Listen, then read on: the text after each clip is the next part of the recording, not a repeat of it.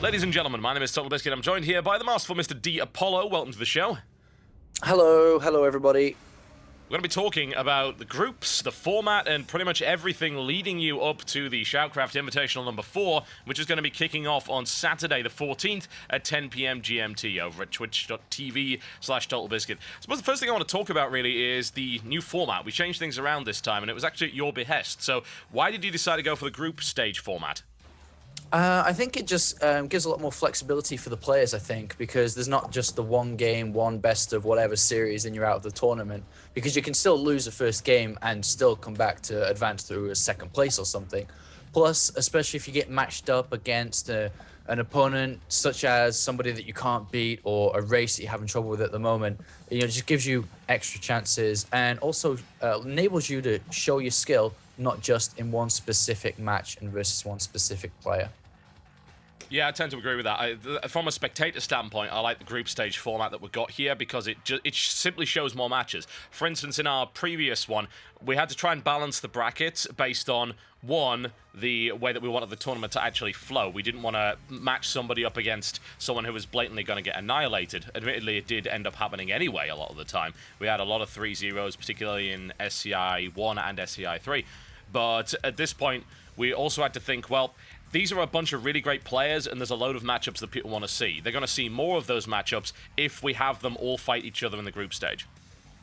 Yeah, exactly. And it's going to be pretty crazy because it's very much so harder to predict than having just one game. Because like you said, it's like, all right, well, this guy's going to beat this guy. But anything can really happen in a group stage, which makes it a lot more fun in general for everybody. Yeah, I think so, and I think that the players that we actually picked this time around, we really went for balance. We looked at the feedback from SCI 3 and the fact that we did pick some players that were fan favorites. We did that on purpose because that was kind of a celebration tournament, really. It was the first time we'd managed to gather $5,000 for a tournament, and that was pretty much all done by the viewers that time around. That was donations we'd saved up from the past two tournaments. So that we wanted that to be for the fans. But this time around, we wanted to make it something of a more hardcore experience, and we deliberately went out of our way to pick competitive players that have actually put on performances recently.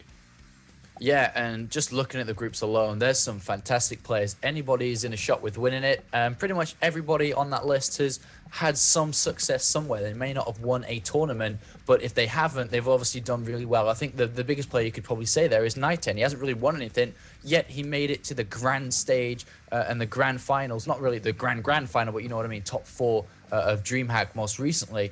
And Dark Force as well has been doing fantastic. Just everybody is amazing there. Yeah, I like the picks that we've got this time around. I really, really do. In terms of just putting on a European tournament, which we have this time, all these guys are from Europe. Only one of them actually is going to be in the US while we do this. Rhett, in fact. He is actually flying out to the US today, if I recall correctly. So he'll be playing from America. Everyone else is, of course, playing from Europe, and they're all European players. And I think that's really an insult to the Americans. It just happens to be this time around that we picked 8 European players. It also happens that those 8 European players happen to also compete in Home Story Cup 4.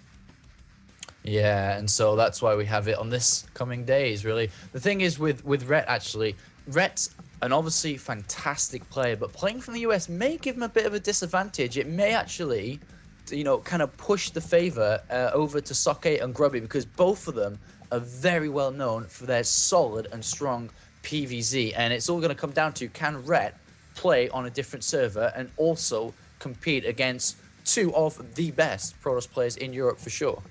Yeah, I think it could potentially also work the other way around, especially with Grubby. Those of you who watched the previous SCIs know that we do a swap over. We do a server swap in the series whereby we'll flip a coin to decide which server we start on, then we swap over to the other server and alternate. In best of 3s, it's perhaps not going to be quite as useful to the other player, simply because whoever kind of wins the coin flip first is most likely going to get 2 maps in his favor on his server. But I think that there's also an emphasis, and perhaps too much of an emphasis, on the advantage that playing on a server with a little bit of latency edge can actually give you. Yeah, I mean, a lot of good US players have played in EU Craft Cups and vice versa, and have done rather well as well. So it's definitely an open field in Group A.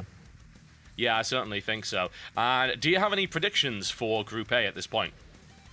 Looking at it, I think that Grubby will come first because I think it'll come down to. I think Cloud is a very, very good player, but I just think that Soke and Grubby just that little bit ahead of them. And Red, I don't think has been performing that well recently because I really don't know how much he's been playing. And from what I can see in recent results, is it's not a lot. If he's been playing secretly, then by all means, my predictions are going to be wrong. But from what I can see, Grubby number 1, probably Soke number 2. Followed by a mix-up between Cloud and Ret 3 and 4. Yeah, it'll certainly be interesting to see. And PvT, and indeed TvP, is not Cloud's strongest matchup. I mean, Cloud is a monster in TvT, as we've seen, and he's going to be going against the one Zerg player in the form of Ret there. I mean, that's actually a match I'm really looking forward to. If people want to see macro versus macro, I mean, Cloud the macro Terran versus Ret the macro Zerg, I think that's going to be a fairly epic encounter. I mean, Cloud could certainly hold his own. He's always been able to hold his own one way or the other. For a few months, he sort of dipped off the map, and then you saw him play really well in ASWC. He even beat a few players in Home Story Cup that you might not have necessarily expected, and he's been performing fairly well since. He also did really well in DreamHack, if you recall correctly. He actually beat Naniwa. He was the only one guy in that group to be able to do so. So I don't think there's a weak player in there, but I don't necessarily disagree with your Soke and Grubby prediction, though. And Grubby's form, if you look at how well he did in Home Story and how much he's been improving in leaps and bounds, he's got a good shot of taking that group in first place and going forward to fight the second seed from Group B. Yeah, and looking over at Group B, actually, this one's a little bit more difficult to predict, I think. A lot of weight recently has been kind of put onto Thorzane's shoulders in terms of pressure because it's Thorzane, man. Everyone expects him to do well.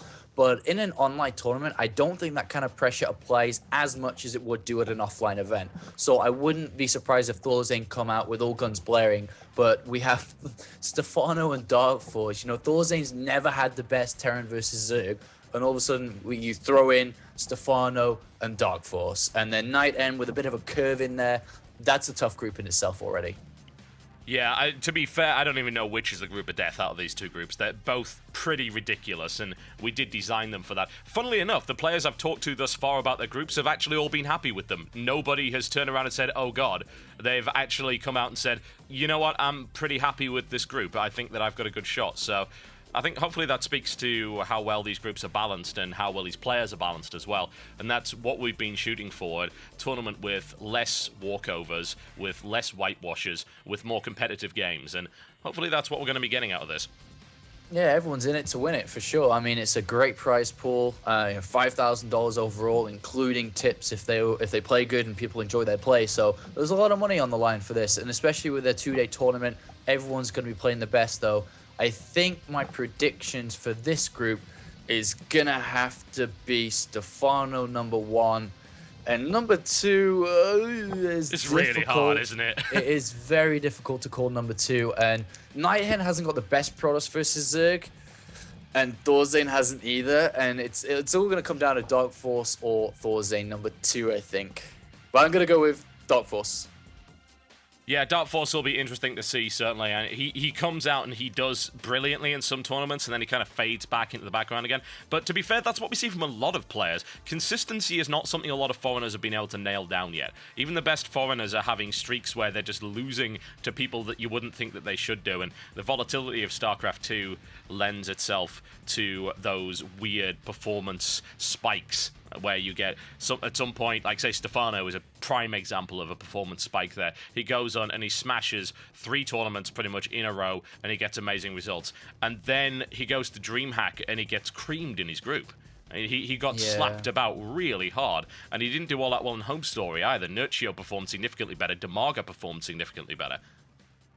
Yeah, but Stefano, I don't know, man. Like you said, the StarCraft 2, anybody can win on any given day because it always comes down to the smallest of things. You know, even a supply block at this level of play can mean win or lose, to be honest. Yep, so definitely. It really comes down to who plays the best, who wants it the most, and who comes out blaring to win. Yeah, and I think that all of them will be willing to do that. I think Shoutcraft's always been a tournament where players have been willing to put on exceptional performances, and we've seen some really, really great games. This tournament is very much a community-driven tournament. I think the players realize that. Thorzane actually told me, and I'm happy to brag about this when I spoke to him at DreamHack Valencia that Shoutcraft was his favorite tournament in terms of how it's organized, and a lot of other players have said that they really like the way that Shoutcraft is set up, and I can't really blame them. It's one of the only tournaments that actually pays everybody, and we think that's reasonable. I think supporting the foreigner scene is very, very important indeed.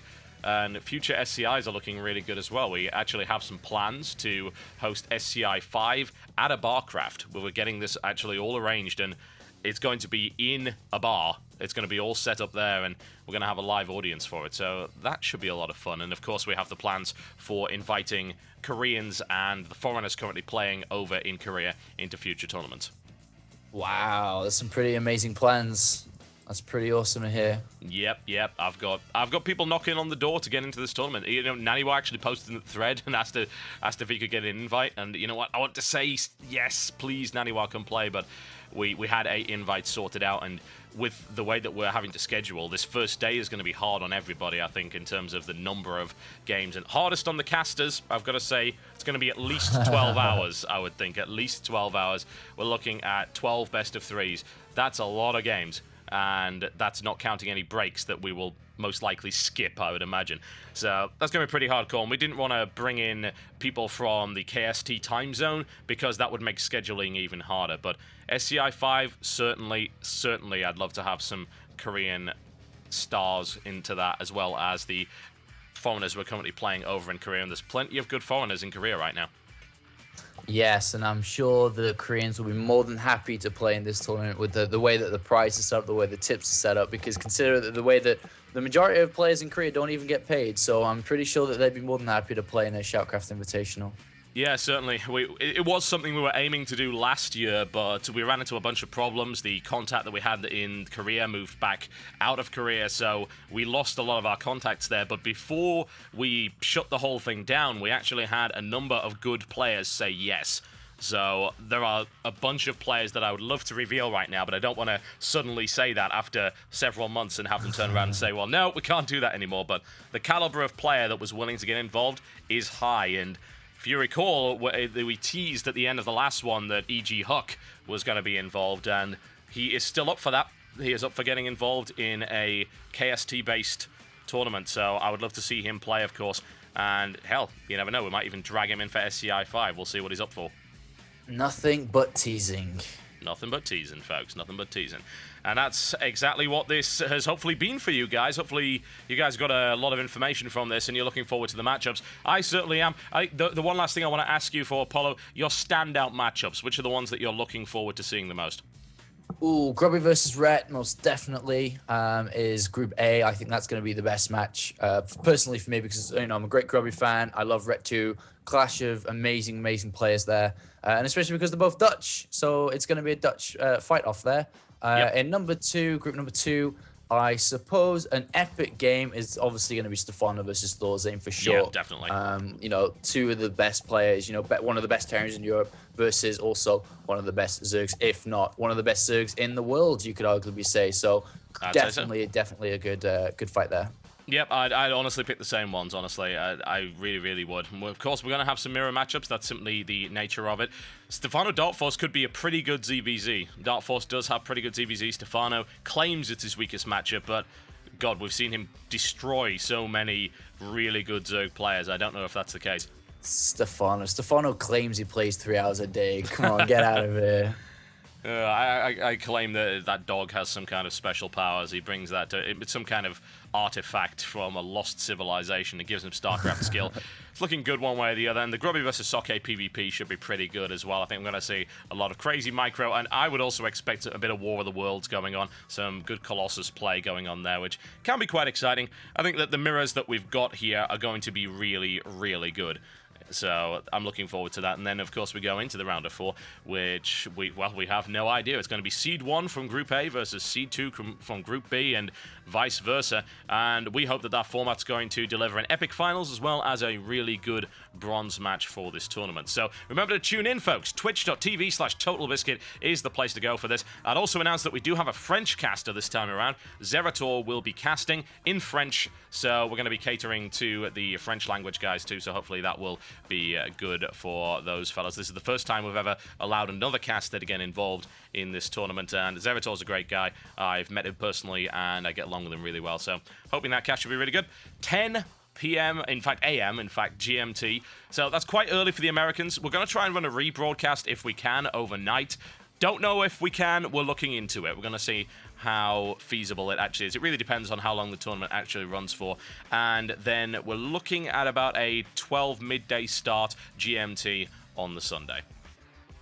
Awesome. Sounds really good. Got to get up early. Got to fly home from Sweden and then kick some ass in Shoutcraft. So it's going to be cool. Absolutely. Right, ladies and gentlemen, my name has been TotalBiscuit. And over here in Sweden, Apollo. We shall see you at the weekend.